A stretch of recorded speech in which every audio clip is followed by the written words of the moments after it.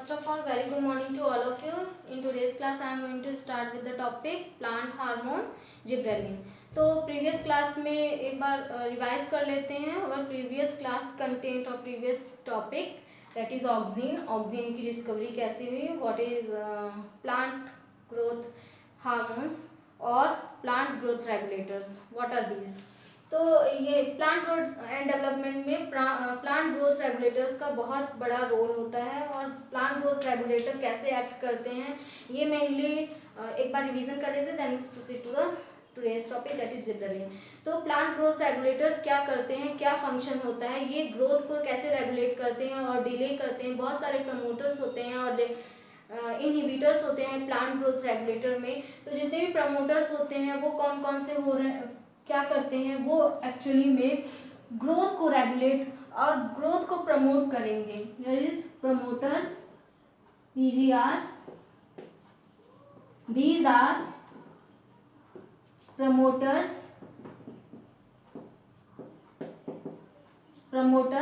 those which regulate or promote the growth of plant. जो plant की growth को regulate करेंगे और प्रमोट करेंगे, ग्रोथ के लिए सेल प्रोलिफरेशन और डिफरेंशिएशन करेंगे, उन सभी को प्रमोटर्स के अंदर रखा गया. देन इसके बाद इनहिबिटर्स, जो भी प्लांट ग्रोथ को इनहिबिट करेंगे और सेल प्रोलिफरेशन और डिफरेंशिएशन को इनहिबिट करेंगे, दोज आर इनहिबिटर्स. अब जो प्रमोटर्स होते हैं प्लांट ग्रोथ रेगुलेटर्स में, दीज आर ऑक्सीन्स,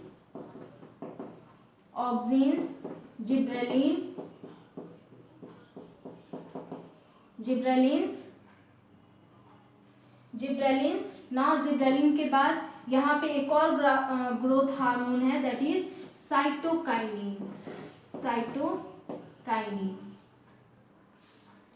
साइटोकाइनिन के बाद इनहिबिटर्स जो प्रेजेंट होते हैं यहाँ पे. इनहिबिटर्स क्या करते हैं, ये सभी क्या करेंगे, सेल प्रोलिफरेशन करेंगे, इलोंगेशन, देन डिफरेंशिएशन, ये सभी प्रोसेसेस होते हैं through oxygen, gibberellins and cytokinins. Now inhibitors में कौन से होते हैं, ABA that is abscisic acid और ethylene.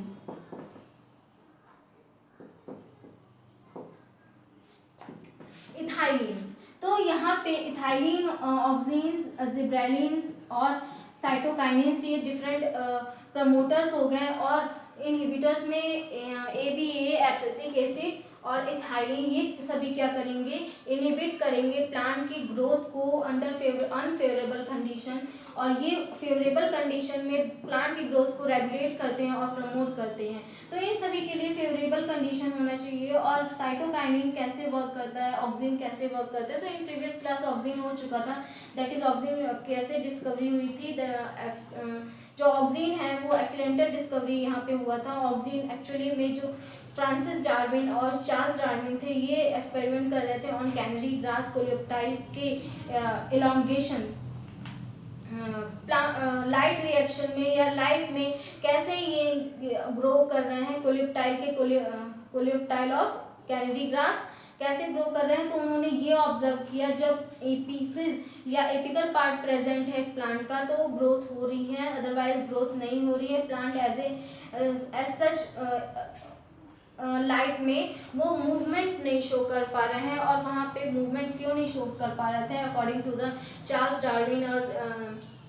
Charles Darwin and Francis Darwin के अकॉर्डिंग, जो लाइट है इसको रिसीव करने का काम ऑक्सीन्स करते हैं. ऑक्सीन रिसीव करके then transport opposite to the light reaction, light जहाँ से पड़ रही है उसके अपोजिट डायरेक्शन में ट्रांसमिट हो जाएंगे और वहाँ पे जाके सेल प्रोलिफरेशन स्टार्ट हो जाएगा और सेल वहाँ पे कैलस का फॉर्मेशन देन करेंगे. कैलस के थ्रू वहाँ पे प्लांट की बैंड कर जाते हैं और मूव करते हैं टुवर्ड्स लाइट की तरफ. तो लाइट की तरफ मूवमेंट कैसे हो रहा है, ऑक्सीन की तरफ. ऑक्सीन और मेनली ये क्या कर रहे हैं, सेल प्रोलिफरेशन कर रहे हैं. और सेल प्रोलिफरेशन कहाँ कहाँ पे करते हैं, मेनली एपिकल रीजन पे. और एपिकल, जिसकी वजह से एपिकल डोमिनेंस आ जाता है. एपिकल डोमिनेंस कब आता है, क्यों एपिकल डोमिनेंस कहा जा रहा है, क्योंकि डोमिनेट कर जाते हैं एपिकल पार्ट से ग्रो होती है। जब तक ये एपिकल पार्ट में प्रेजेंट होंगे तब तक एपिकल पार्ट से प्लांट इलोंगेट करेगा और लेटरल ब्रांचेस नहीं होते हैं, इस वजह से वहाँ पे एपिकल डोमिनेंस बोला जाता है, लेटरल ब्रांच एब्सेंट हो जाते हैं। लेकिन जैसे ही हम प्लांट जो है उसके एपिकल पार्ट को अगर रिमूव कर दिए तो यहाँ पे जो फॉर्मेशन ऑफ ऑक्सीजन सिंथेसिस जो हो रहा था एपिकल पार्ट में वो नहीं हो पाता है और प्लांट की लेटरल ब्रांचेस स्टार्ट हो जाती हैं ग्रो करना। फाइनली जो लेटरल ब्रांचेस हैं वहाँ पे भी एपिकल पार्ट होते हैं तो वहाँ से ग्रो करना स्टार्ट करते हैं, इलोंगेट करना स्टार्ट करता है प्लांट। जब लेटरल ब्रांच होते हैं जो उनके एपिकल पार्ट को भी रिमूव कर दिया जाए तो फाइनली वो भी क्या वहाँ से भी लेटरल ब्रांचेस में से भी लेटरल ब्रांचेस अराइज होना स्टार्ट कर जाएंगे।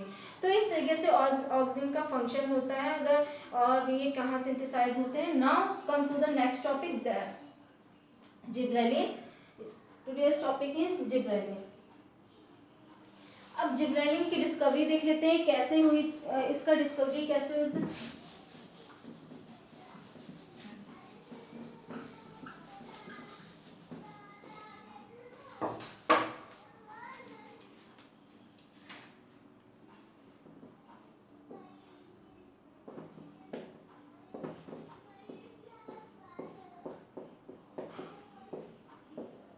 Discovery of gibberellin.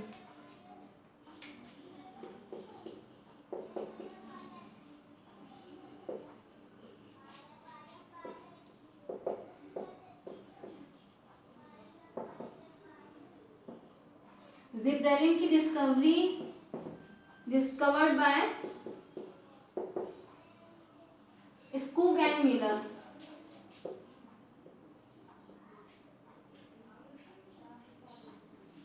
Kurosawa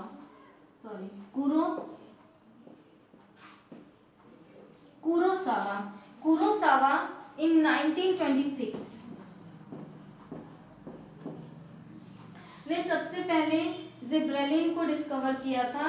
Kurosawa ने 1926 ये जापान में डिस्कवर किया गया था जहाँ पे राइस सीडलिंग थी वो इलोंगेट कर जा रहा था। जो जहाँ पे भी ये राइस जो सीडलिंग थे वो इलोंगेट कर जा रहे थे और इस जो डिजीज थी वो डिजीज कॉज के थ्रू नॉर्मल जो राइस जितने भी सीडलिंग थे वो जो उनकी ग्रोथ थी उससे ग्रेटर इनकी जो राइस थी वो ग्रो कर रहा था और ये डिजीज की वजह से हो रहा था। ऐसा वो डिजीज था Bakani disease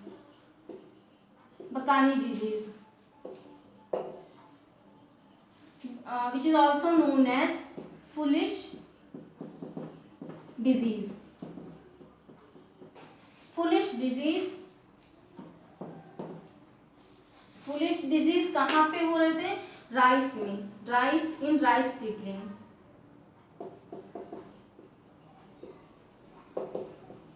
caused by Gibberella फ्यूजिकोराई।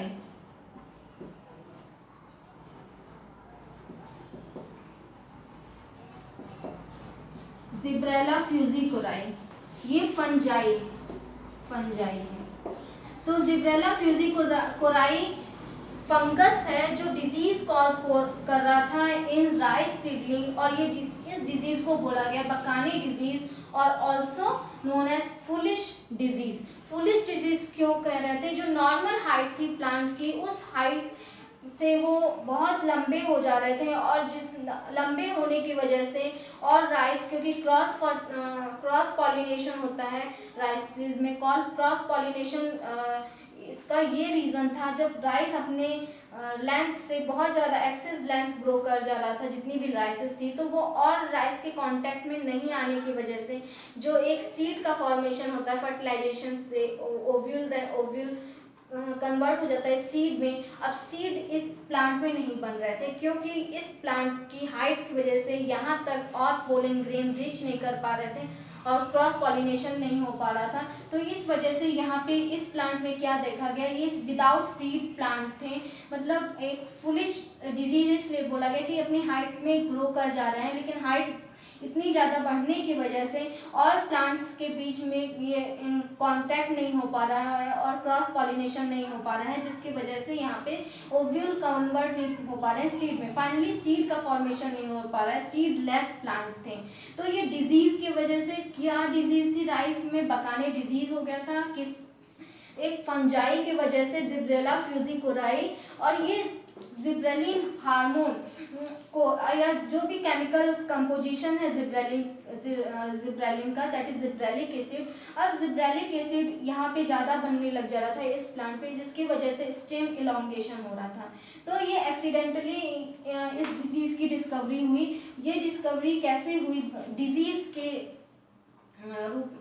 Disease के फॉर्म में इसकी डिस्कवरी हुई। हाँ, फाइनली इसका यूज़ बेनिफिशियल, मतलब इसके बेनिफिट देखे गए और फाइनली इसका यूज़ करा गया for the production of grapes के प्रोडक्शन में और अदर प्रोडक्टिविटी बढ़ाने के लिए किया गया। फॉर एग्जांपल जितने भी जिब्रेलिक एसिड हैं जो क्योंकि ये स्टेम इलॉन्गेशन कर रहे थे, इंटरनोड इलॉन्गेट हो जा रहा था, तो अगर हम इसे अप्लाई करें ऐसे प्लांट पे जहाँ पे हमें ज़्यादा स्टेम इलॉन्गेट करें और स्टेम का अमाउंट ज़्यादा मतलब चाहिए हो, तो अगर उस प्लांट पे जिब्रेलिक एसिड का स्प्रे कर दे तो वो स्टेम इलॉन्गेशन हो जाएगा और हमें प्रोडक्टिविटी ज़्यादा मिल जाएगी। तो यहाँ पे बहुत सारे फॉर्म जिब्रेलिक एसिड के जिब्रेलिन के होते हैं। जिब्रेलिक एसिड अबाउट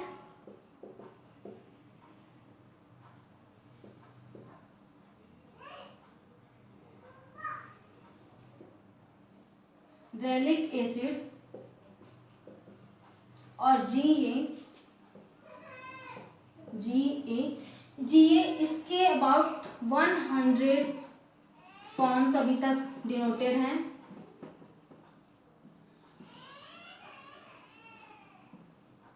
और इसे डिनोट किया जाता है GA से, डेजिग्नेट किया जाता है GA से। और जिब्रेलिक एसिड का जो मेजर क्वांटिटी में जो हार्मोन होते हैं G1, GA1, GA2 and GA3 and so on, जिसमें से GA3 mainly most of higher plants में देखने को मिलता है GA3।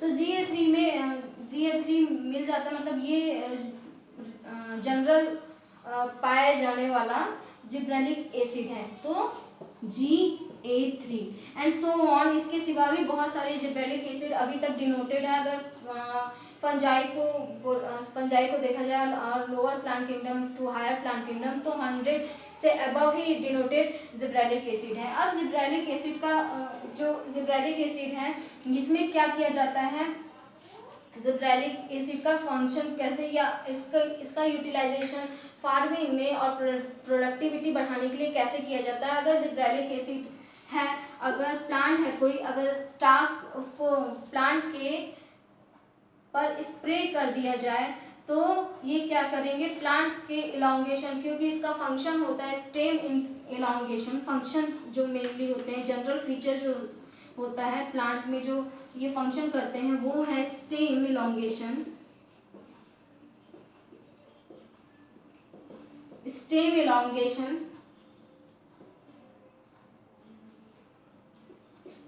Cell proliferation and differentiation,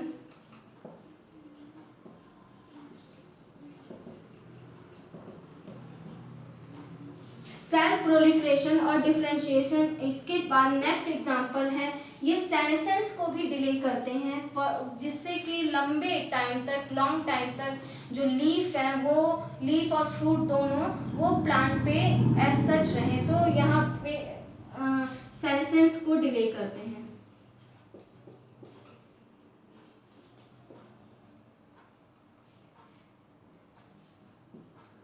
gibberellic acid, जितने भी जिब्रेलिक एसिड हैं ये सेनेसेंस को डिले करेंगे, स्टेम इलॉन्गेशन करते हैं। तो स्टेम इलॉन्गेशन और स्टार्क इलॉन्गेशन, इनका फार्मिंग में कैसे इन्हें यूटिलाइज किया जाता है for the productivity of different crop की प्रोडक्टिविटी को कैसे इंक्रीज करा जाएगा और फ्रूट की प्रोडक्टिविटी को कैसे बढ़ाया जा सकता है। जितने भी प्लांट्स होते हैं जिब्रेलिक अगर जिब्रेलिक एसिड स्प्रे कर दिया जाए उस प्लांट पे तो वहाँ पे स्टेम इलॉन्गेशन होगा। फॉर एग्जांपल इसका यूज किया जाता है in the production of grapes.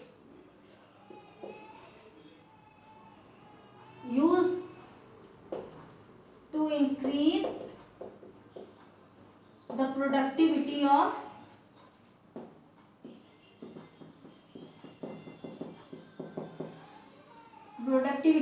grapes।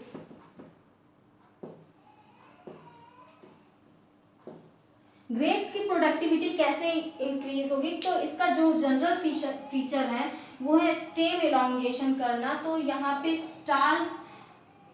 यहाँ पे नॉर्मली जो स्टार्क होते हैं वो ग्रेप के बहुत छोटे छोटे होते हैं। स्टार्क जो बंच ग्रेप की होती है वो बहुत बंचेस में जो स्टार्क लगे हुए रहते हैं वो क्या है, बहुत छोटे छोटे होते हैं। तो यहाँ पे जब इनसे ग्रेप्स लगेंगे तब क्या होगा, सभी ग्रेप्स अपने एक दूसरे से कांटेक्ट करेंगे। अब जब कांटेक्ट होगा तो ये क्या होंगे, ग्रेप इससे ज़्यादा ग्रो नहीं कर पाएंगे। इससे ज़्यादा ग्रो नहीं कर पाएंगे तो जो ग्रेप का बंच होगा ये मेजरली जो देसी या इंडियन ग्रेप होता है, विदाउट मतलब कि जो नेचुरली ग्रेप प्रेजेंट होते हैं वो इसी तरीके से प्रेजेंट होते हैं, बहुत पास पास उनके फ्रूट लगे होते हैं ग्रेप के।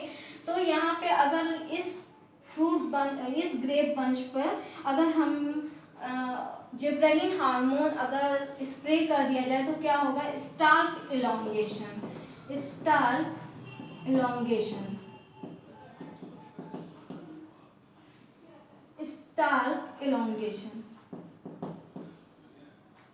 इलॉन्गेशन में सभी स्टार्क एक इलॉन्गेट कर जाएंगे और एक प्रॉपर स्पेस मिल जाएगा ग्रेप फ्रूट को, ताकि वो अपने पूरे इफिशिएंसी के साथ ग्रो कर सके। यहाँ पे क्या हो रहा था कि एक दूसरे से फ्रिक्शन के बाद जो ग्रेप थे वो क्या डैमेज हो जा रहे थे, ग्रेप वॉल डैमेज हो जा रही थी, ये प्रॉपर बढ़ नहीं पा रहे थे क्योंकि इनके लिए स्पेस ही अवेलेबल नहीं था। लेकिन जब स्टार्क जो है वो इलॉन्गेट कर जाती है तो प्रॉपर एक स्पेस मिल जाता है इस फ्रूट को कि वो अपने मेन फॉर्म में या अपने पूरी इफिशिएंसी के साथ ग्रो कर सके, डेवलप कर सके।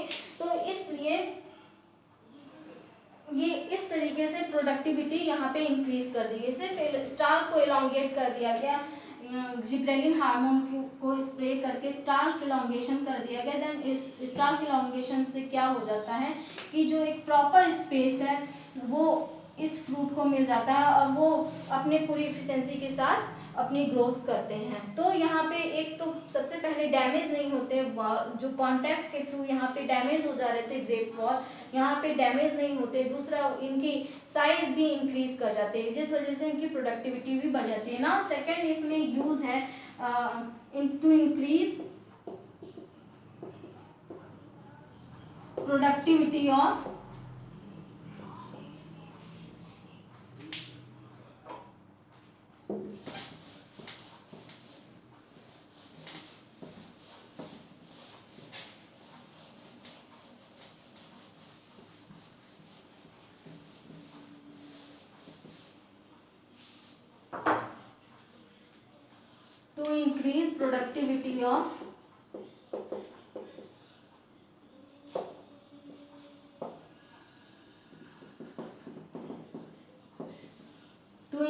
productivity of Apple.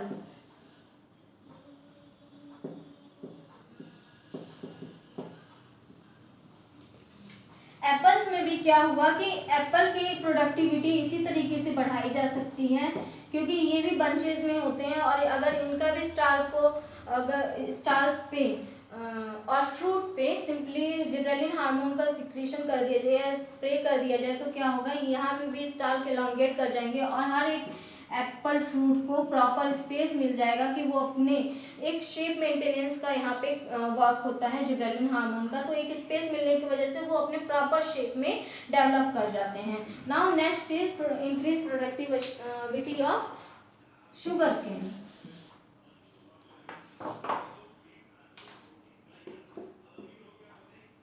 Increase productivity of sugar cane.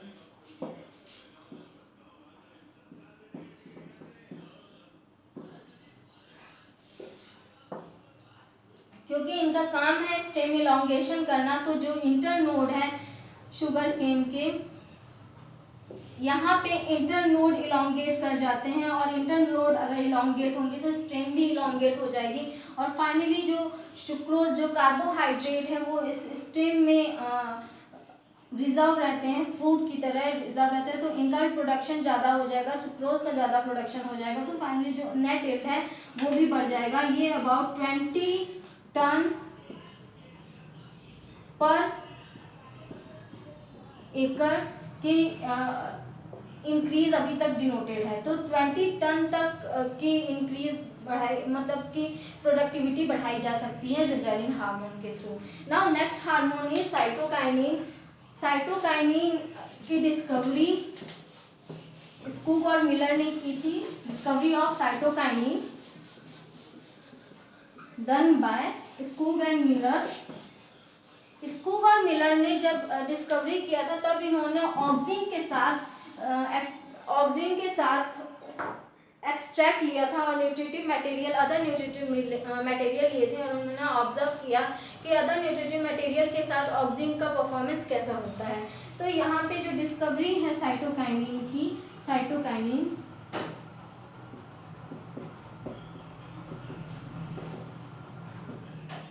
Discovery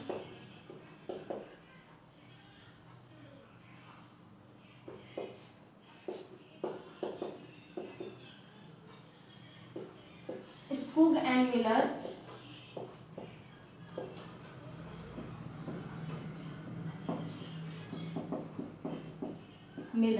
इन्होंने स्कूग एंड मिलर ने क्या किया कि ऑक्सीन लिया, प्लांट टोबैको प्लांट के स्टेम पर इन्होंने इंटरनोड की सेल्स को देखा कि वो प्रोलिफरेशन उनका कब हो रहा है।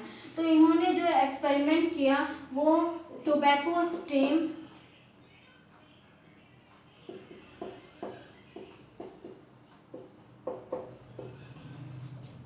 टोबैको के स्टेम के इंटरनोड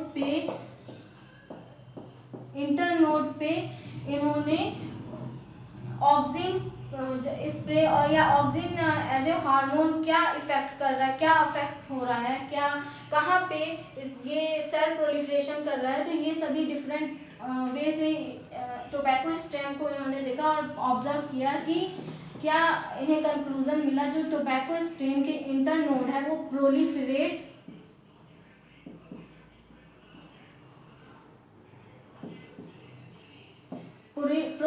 और डिफ्रेंशिएट कर रहे हैं, लेकिन तभी प्रोलिफरेट हैं जब उसे टोबैको स्टेम को ट्रीट किया जाए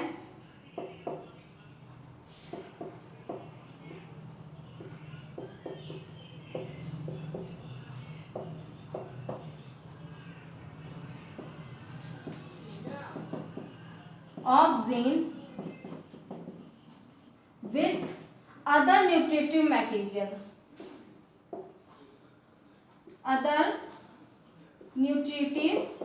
material.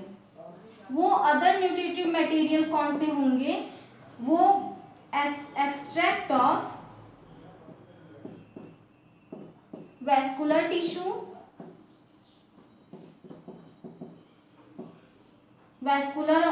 Extract of vascular tissue, then इनमें से कोई भी होगा vascular tissue, extract of east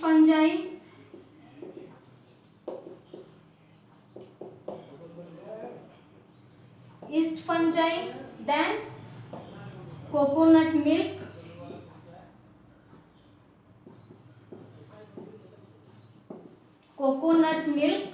और डीएनए।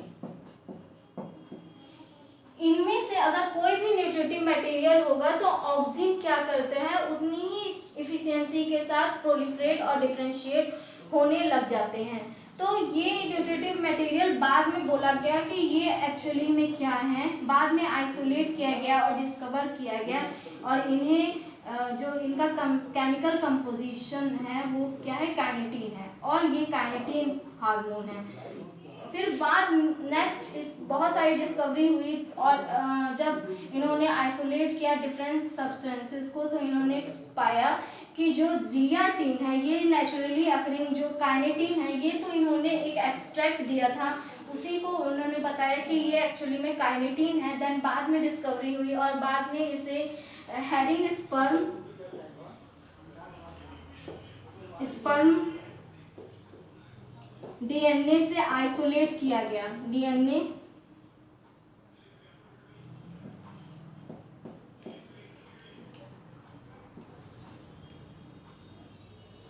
आइसोलेट किया गया, हैरिंग स्पर्म डीएनए से आइसोलेट किया गया काइनेटीन को। इसके साथ में कुछ naturally occurring kinetin cytokinin present होते हैं। साइटोकाइनिन वो क्या है? Zeatin. Zeatin in corn colonel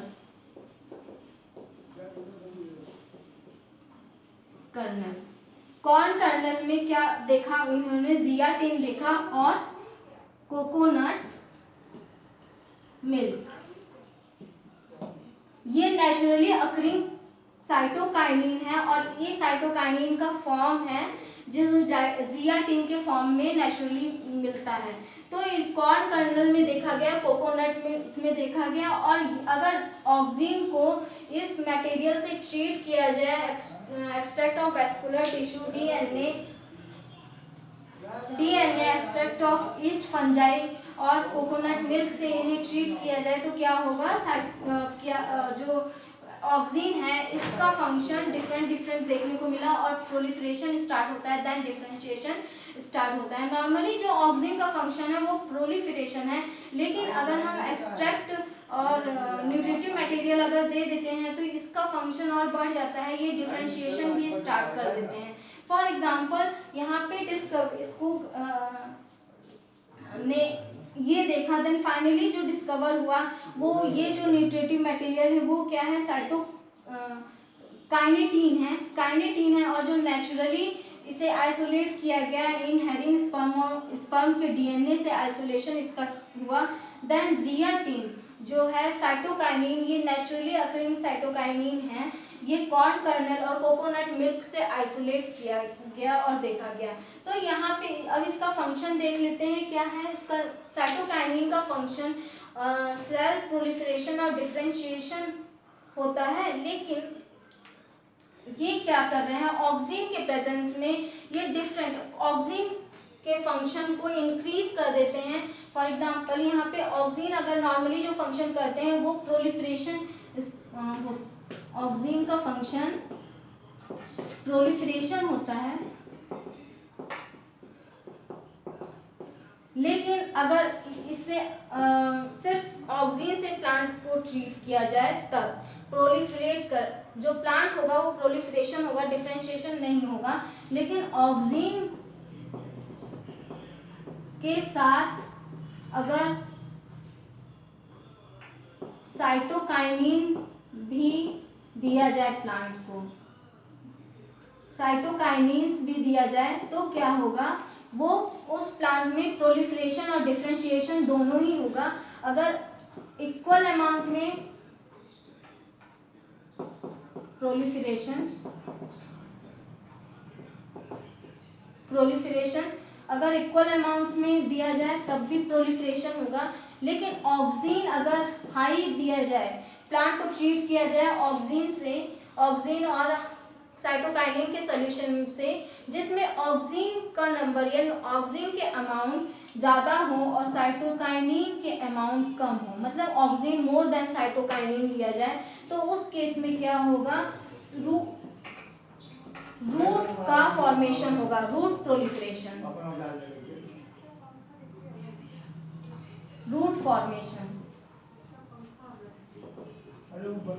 root का फॉर्मेशन होगा। Now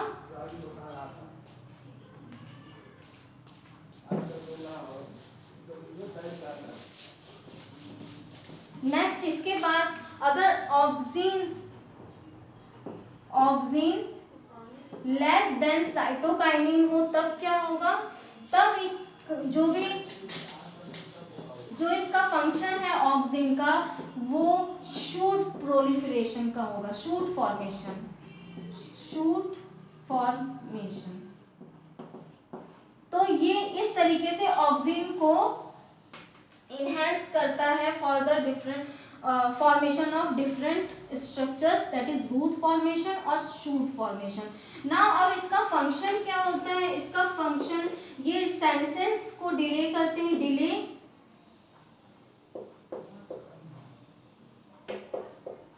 delay senescence formation of chloroplast,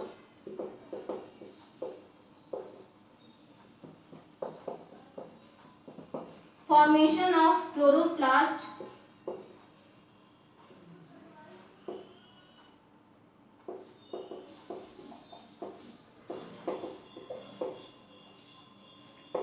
formation of root and shoot.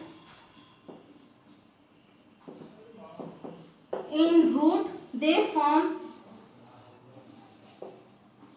root hair, root hairs का फॉर्मेशन करते हैं। अगर इन्हें ऑक्सिन के साथ ट्रीट किया जाए तब, ऑक्सिन के साथ अगर मिला के किया जाए जिसमें ऑक्सिन ज़्यादा हो और साइटोकाइनिन कम हो तो रूट हेयर का फॉर्मेशन करते हैं। जैसे कि जितने भी फार्मर्स होते हैं या गार्डनर्स होते हैं वो क्या करते हैं, स्टेम कटिंग या ग्राफ्टिंग करते हैं प्लांट की, तो स्टेम में जल्दी रूट का फॉर्मेशन हो तो ऑक्सिन और साइटोकाइनिन दोनों से ट्रीट करते हैं। और फॉर एग्जांपल कोई भी प्लांट अगर सूख रहा हो और वहाँ पे एजिंग हो रही हो तो ये एजिंग को भी डिले करेंगे, जैसे कि सेनेसेंस में होता है। नॉर्मली सेनेसेंस में क्या हो रहा है, एजिंग हो रही है लेकिन एजिंग को डिले करेंगे, जो येलोइश लीफ दिखने लग जाता है तो क्लोरोप्लास्ट का फॉर्मेशन करके यहाँ पे वो लीफ वापस से ग्रीन हो जाती है। तो अगर साइटोकाइनिन से उस प्लांट को ट्रीट कर दिया जाए तो लीफ क्या है, वापस से ग्रीन दिखने लगेगी। इन नेक्स्ट क्लास में इथाइलिन डिस्कस होगा। अभी के लिए इतना ही।